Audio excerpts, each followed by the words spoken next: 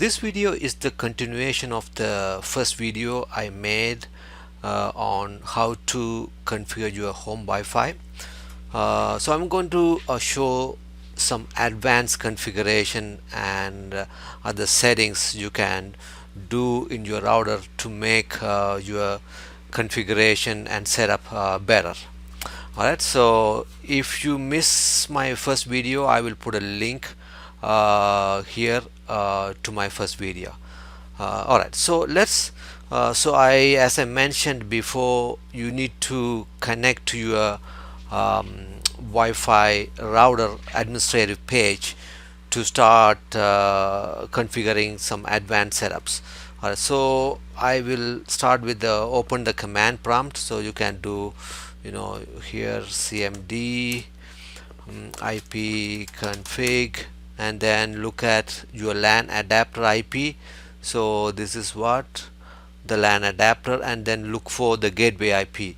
That is what your management IP for your router. Alright, so let's 192 because I went before, so it's showing up right away. Alright, so okay, so now I am in the configuration page. So but sometime I just logged in before. If not, so you will be prompted with the router access password. So there is no username here, but you must have set up a password. So that is apple 3123. This I set up in my previous video. So you are getting into this configuration page now. Alright, so let's look at what are the things you can do to make your configuration secure and better. Alright, so let's look at from the top to bottom. So this is the device list. So this device list shows what are the devices connected and online or offline. So it will tell what is the IP address, what is the MAC address, and all those things, right? This is the Wi-Fi MAC. Alright, so and then this also tells you what the MAC address. So you see it's giving the IP 192.168.1.1. That's what you are connected to, the router IP. Alright, and then you can see how many guests are connected. If guests have connected, you can see what are the devices connected from your guest. Alright, and then guest access. So you can make your guest experience much better by setting up the guest access properly to them. So right now I have 2.4 and 5 gig guest setup. If you see 2.4 and then 5 here, and then total number of guests allowed 5. So make sure if you have too many guests, you need to go and edit the number of guests, otherwise they will have connection problems. Alright, also what you can do is, if you are going on a vacation, so what you can do is you can turn off this guest access if you wanted to, right? And then I will go back, and then let's do. Also, I just want to mention guest access. You can edit the guest access, so you can make this different names and other things through the edits here. And then parental control, I will create a separate video for this, because this a lot of people are interested in this parental control.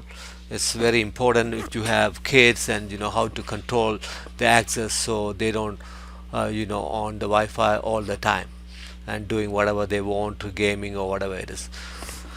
And then media polarization. So this is QoS, quality of service. So you can give some applications and some devices high priority.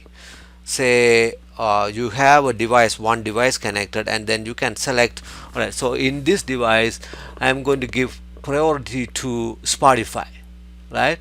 So that means it's a streaming, so you won't have any interruption in the music video when music when somebody is playing a game, right? So because it will give higher priority for this traffic than the gaming. So gamers may see some slowness, but you won't see that in the Spotify. So this is called the quality of service. Alright, so I'm going to and then speed test. You can do a speed test here. Sometime it, it has some browser compatibility. Yeah, it says, it's not working. So but you can do a speed test by going into speedtest.net. All right.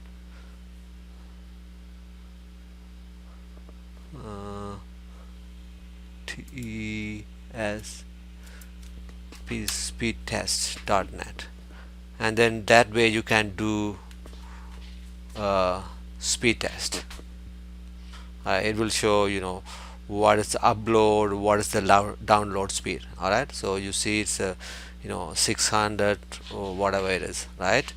All right, so okay, and then external storage. I also will cover this external storage in another topic, because I need to connect external storage before I prepare this video for you guys. Alright, so and then so I have to cover parental control and external storage. Alright, let's go to router settings, connectivity. So in the connectivity, alright, so you have multiple things to do here. So this is the name of your Wi-Fi and your password. If you want to edit the password, you can do that. And make sure you do this at least once in 6 months or once in a year, so you don't keep the same password all the time. That's one of the security measures you have to do. Alright, so and then internet settings, and then you just do make sure you enable IP version 6 also. It's already been enabled by default, and make sure MTU is auto, don't do it manually. This is cloning, don't worry about this cloning. Alright, internet connection, and then local network. Alright, so here is some useful thing you can do if you want, but normally people leave it default.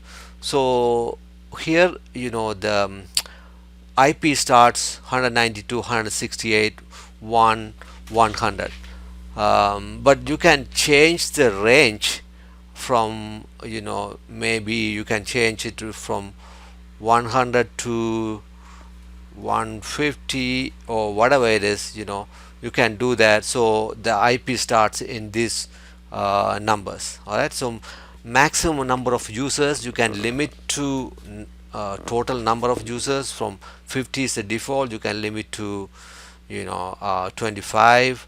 Also in the static DNS you can put a DNS IP here, so it will show up when in your IP configuration in your laptop or whatever it is. Alright, so but don't worry about these settings, and you might be interested in number of users, but normally we don't do that. And advanced, I will say no. So advanced routing, don't do any routing, just make it by default as a NAT. Alright, so NAT means network address translation. And administration, so local management access is HTTPS, and it's a better practice you disable this one, access via wireless, because if somebody want to poke into your Wi-Fi and take over, they can connect and then and try to reconfigure your router, but normally that don't happens. Alright, yeah, you can leave like that. Alright, so and then I will go to troubleshooting. So this is one of the steps you can do is, say, in the troubleshooting, this is the status of, you have only one device connector, so this is the status of your device. Diagnostic, say if you have any connectivity problem, and see whether you can ping, say, Google, say www.google.com, right? So you see it's pinging the Google. Alright, so now packet sent 5, receive 5, 0 packet loss. Alright, so there's no issue of going to Google and other things, right? um, and then say trace out. You can do the same thing here, www.google.com. You can trace the route to Google, so it will start to trace how many hops it has to go through to get to Google. Take a look at, right? So it's going through this many hubs.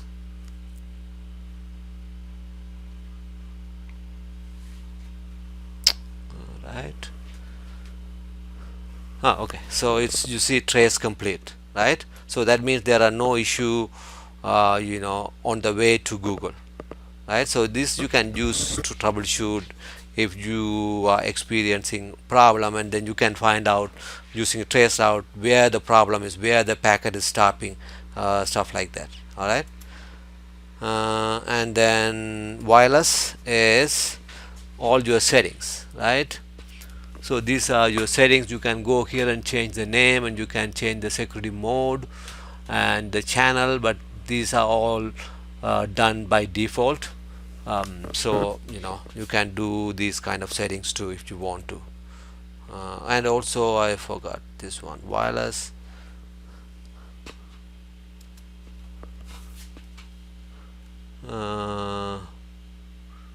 If your client device asks for the router's pin number, enter this number in your client device, right? Device pin and all these kind of things are in the protective mode. You can do it, but these are we normally don't do this one.